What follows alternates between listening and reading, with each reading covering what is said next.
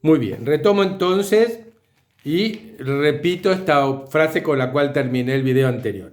Los cristianos judíos tenían la enorme ventaja de poder utilizar recursos humanos y dinero de las comunidades de la diáspora. Más aún, podían afirmar con razón que estaban dirigidos por hombres que habían conocido personalmente a Jesús y recibido la verdad de la propia fuente. Entre ellos había miembros de la propia familia de Jesús, que intervinieron activamente en la campaña de Pablo. Así que, por lo tanto, ¿quién era Pablo para proclamar el monopolio de la verdad? Su respuesta, la de Pablo, ¿verdad?, consistió en llamar la atención repetidas veces sobre su propia visión personal, porque era su única credencial. Y esto lo expuso inevitablemente a crueles ataques personales, que lo atacaron diciendo que era vanidoso, que hacía un culto de su personalidad, etcétera, etcétera. Pablo lamentaba la dificultad de su posición, que le imponía una postura a veces orgullosa y lo obligaba a formular afirmaciones que sonaban a vanagloria. Pero hacia el final de los años 50, retorna a Jerusalén por última vez, en un inútil esfuerzo por concertar un arreglo.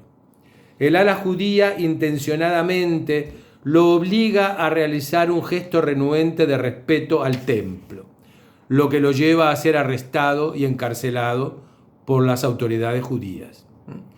Pablo podía haber alegado la ciudadanía romana para escapar de las garras de los tribunales religiosos judíos, pero la maraña legal en la que se enredó, que culminan con el traslado a Roma escoltado y después con su arresto domiciliario, concluyó solamente con su propia muerte durante la persecución neroniana.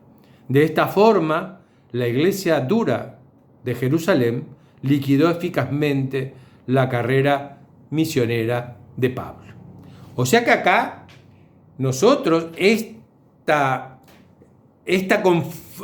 confrontación entre la visión de Pablo y la visión del núcleo duro que queda en Jerusalén termina con goleada contra Pablo.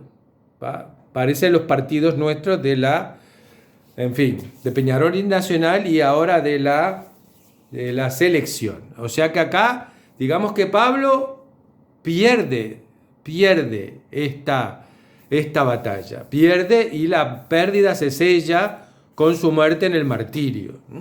Entonces, si nosotros con Johnson llegamos a esta conclusión, ¿cómo es posible que luego tengamos una religión cristiana asentada con todo lo que tiene que tener y nosotros que tengamos conciencia y conocimiento claro de que esa iglesia que termina triunfando y consolidándose en los siglos posteriores es en gran medida una iglesia paulina?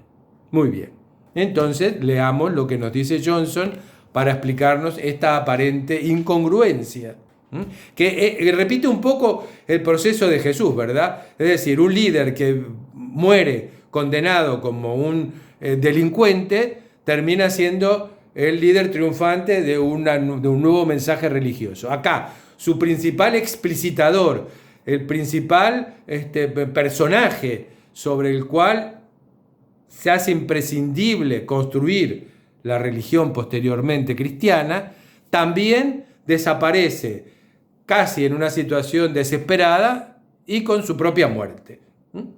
Entonces, a partir de ahí, ¿qué es lo que pasa? Entonces nos dice Johnson, lo que aseguró la supervivencia del cristianismo no fue el triunfo de Pablo en el terreno mismo, en Roma o en el terreno religioso, sino la destrucción de Jerusalén y con esta la destrucción de la fe judeocristiana.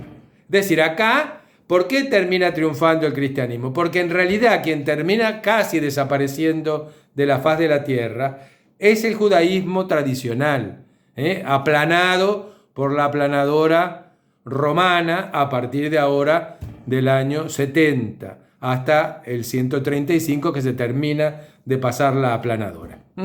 Una de las muchas razones, nos dice Johnson, colaterales por las que Pablo ansiaba separarse del judaísmo, ansiaba separar del judaísmo la enseñanza de Cristo, fue que quería rescatar esta enseñanza de la política irredentista judía. Es decir, lo que Pablo se daba cuenta era que el camino político que estaba llevando el pueblo judío lo llevaba a una desaparición forzosa. Y él no quería que el mensaje de Cristo se perdiera junto con el resto del pueblo judío.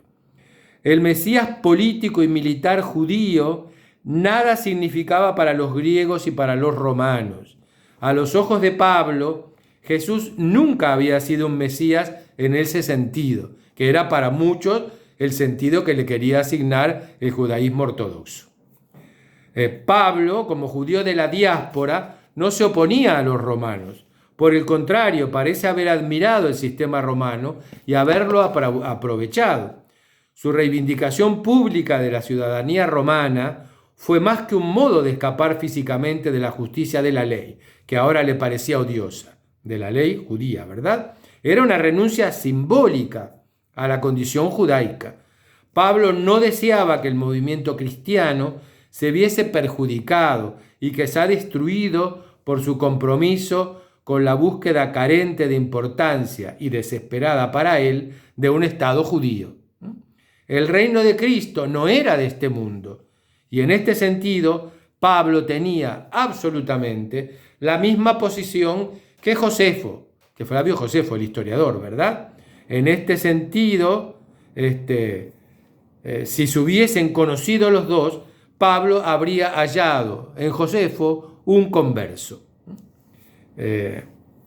Pero Pablo fue derrotado y la iglesia judeocristiana de Jerusalén se acercó cada vez más al judaísmo y, dado su carácter de movimiento radical, al fanatismo zelota y al nacionalismo, que eran lo que imperaba en estos momentos próximos a la destrucción del templo. Y acá nosotros vemos que durante los años 60 la iglesia de Jerusalén perdió su significado cristiano y los restos de su universalismo, a medida que se identificó cada vez más con la rebelión contra Roma. Los celotas recorrieron los distritos rurales, el terrorismo religioso se agravó en las ciudades, las multitudinarias procesiones de los grandes festivales fueron la ocasión para asesinatos que provocaron disturbios y represalias brutales, se derrumbaron la ley y el orden y se le echó a Roma la culpa del agobio económico que sufrió el pueblo en estas épocas.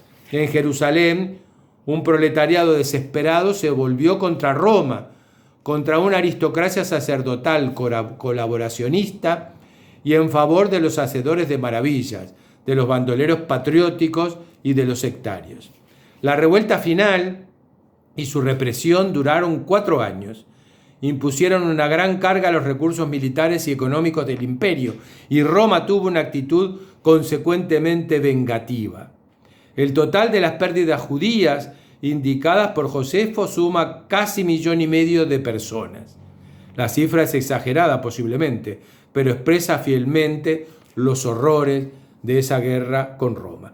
Hubo una nueva y desesperada diáspora. El templo fue destruido y en adelante el judaísmo se convirtió en la religión del Talmud. La nación judía nunca se recuperó de este golpe, aunque la dispersión definitiva recién sobreviene al siglo siguiente, bajo el imperio de Adriano, cuando Jerusalén fue arrasada y reconstruida como una ciudad colonial romana. Se procedió entonces a dispersar a la comunidad judeocristiana, y no cabe duda de que pereció la mayoría de sus jefes. Los sobrevivientes huyeron a Asia Menor, a Oriente, a Egipto y especialmente a Alejandría.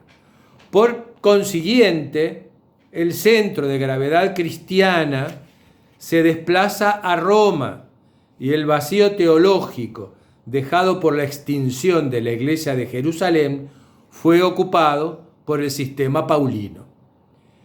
Y a esto le siguió una serie de readaptaciones. El Cristo de Pablo no estaba sustentado o apoyado en el Jesús histórico de la iglesia de Jerusalén. Esta situación de desajuste fue corregida por Marcos en su Evangelio, cuando escribe la primera biografía de Jesús, donde se le presenta como un Dios, como una deidad, ¿verdad? Acá es cuando nosotros vemos la transformación del Jesús hombre en Jesús Cristo, en Jesús divino, que se hace en este periodo, en estos años, y es ratificada a través de los evangelios sinópticos. Muy bien, en el Evangelio de Marcos, en el Evangelio y en los Hechos de los Apóstoles, Lucas completa la cirugía plástica asignando, esta es una imagen muy bella que nos da Johnson, dice que completa a Lucas la cirugía plástica asignando al tronco decapitado del Jesús de Jerusalén una cabeza paulina. El cambio de equilibrio y orientación de la Iglesia con el tiempo fue aceptado por la mayoría de las comunidades judeocristianas de África y de Asia.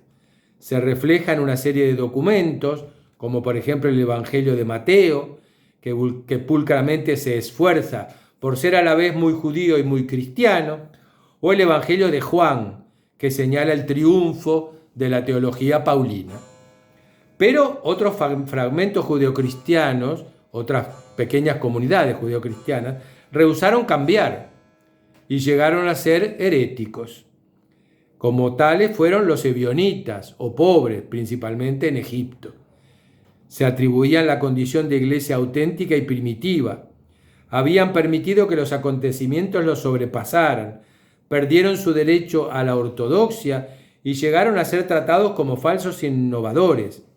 Una paradoja conocida ya en la historia de la religión. Es interesante que sus escritos y la de otros cristianos judíos de la década de los 50 presenten a Pablo como el anticristo y el primer hereje, ¿verdad? Fueron restos de comunidades cristianas que no aceptaron la visión de Pablo, que se mantuvieron contrarios y veían en Pablo al gran anticristo. Es un poco la línea que luego nos va a seguir Nietzsche y que nos van a seguir muchos de los contrarios a Pablo. Esta visión del cristianismo a través de Pablo. Pero bueno, en realidad los cristianos judíos, estos que no aceptaron la figura de Pablo, de los años 50, fueron los primeros que incorporaron la idea de la herejía en la campaña contra Pablo y contra la helenización del universo judío. De este modo, la flecha retorna a quien la lanzó. En el mismo judaísmo, la herejía ya era un concepto maduro y enérgico. De ahí que después del derrumbe del cristianismo judío, las autoridades judaicas ortodoxas no esperasen mucho tiempo para anatemizar al cristianismo como herejía. Y así, alrededor del año 85, este juicio fue incorporado a la liturgia de las sinagogas, diciendo que los nazarenos y los herejes sean destruidos rápidamente y apartados del libro de la vida. La herejía fue otro regalo entonces judaico a la iglesia cristiana, donde pronto comenzará a florecer lujuriosamente. Acá, en estos años, ya llegando al final del primer siglo, es cuando se produce el divorcio definitivo entre el mundo religioso judío y el mundo religioso cristiano. Para los cristianos, para los judíos, los cristianos serán considerados un movimiento herético dentro del judaísmo ortodoxo, y para los cristianos apartarán a los judíos acusándolos de ser los responsables de la muerte de Jesús, ¿verdad? Una anatema contra el pueblo judío que recién fue levantada por la Iglesia Católica en el siglo pasado, en el siglo XX, muy tardíamente en el siglo XX, ¿verdad? A partir de acá ya las aguas están divididas, ya no hay posible reconciliación ni posible puesta en común del mundo religioso judío y del mundo nuevo, del nuevo evangelio cristiano. Y es a partir de este proceso cuando tanto la comunidad religiosa judía, ahora sí basada en el sistema de sinagogas que se consolida a partir de la destrucción del templo y de la desaparición de Jerusalén. Y por otro lado, nosotros vamos a ver cómo la iglesia cristiana, es decir, empieza a darse una forma organizativa a través de sus jerarquías, de sus diaconados, de sus obispados, hasta finalmente llegar al papado, etcétera, etcétera. Lo que nos tiene que quedar claro es que desde la muerte de Jesús en el año 30 hasta el final del siglo primero, hay muchas controversias, muchas cosas que no están claras y que aún el intento clarificador de Pablo parece no tener éxito si no fuese porque al desaparecer Jerusalén como centro de la vida religiosa, ese lugar lo va a ocupar Roma y en Roma está el mensaje paulino. Y ahí la fuerza de los propios hechos humanos simplemente lleva a que Roma, a partir de este momento, se convierta en el centro del mundo, no solo político, económico, de ese momento, sino también se va a convertir en el centro religioso. Nosotros vamos a ver que el eje vertebrador de las religiones, que siempre ha sido Oriente, se va a desplazar a partir de ahora a el occidente romano. Y bueno, luego sí tendremos una vuelta a Oriente cuando en el siglo VI, en el siglo VII, VI y VII nos surja el mensaje del Islam, que vuelve a mantener una propuesta nueva religiosa desde la propia cuna de las religiones monoteístas. Bueno, muy bien. Terminamos entonces de esta forma con este periplo interesante de análisis de Pablo y de su magisterio y de tratar de entender por qué la figura de Pablo es crucial en la historia de la religión cristiana. Bueno, vamos a continuar la próxima vez que nos veamos con el resto de la historia de la iglesia cristiana. Obviamente elegiremos de esa historia algunos hechos porque los que consideremos más interesantes para tratar de explicar cuál es el desarrollo posterior de la idea religiosa cristiana. Muy bien, espero que disfruten mucho de estos días de descanso, traten de disfrutar enormemente de la familia y de los amigos y traten de reencontrarse con alguien de a poquito, pero retomen los que no hayan hecho una vida social lo mejor posible con todos los cuidados que debemos tener. Bueno, muy bien, los quiero mucho, los vamos a extrañar mucho en estas semanas que no nos veamos, pero nos reveremos con las baterías cargadas, igual que los conejitos de Duracell. Así que un beso para todos y hasta dentro de unas semanas. Chau, chau.